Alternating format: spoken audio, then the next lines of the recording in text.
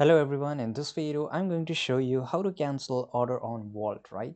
So it's very easy thing to do. So first of all, you have to log in into the Wolt application or the website. Now for example, here I want to purchase this food, right? I want to make an order. So I'll just select here.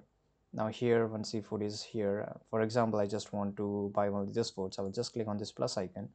It will be added to my cart, which you can see on the top right, and here you can see the number of the quantity here. Now I'll just click on go to checkout. Now here to checkout you need to verify your number. So as you can see that if you want to cancel your Wolt, for example, if you have already did the payment here and you want to cancel the food, here you can see this is officially from Wolt.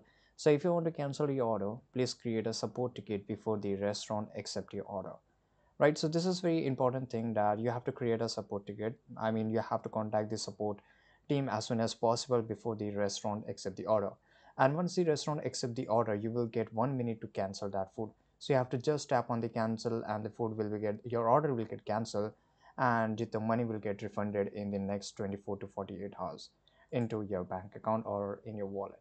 So this is how you can cancel your order over Wolt. I hope you found this video very useful. Subscribe.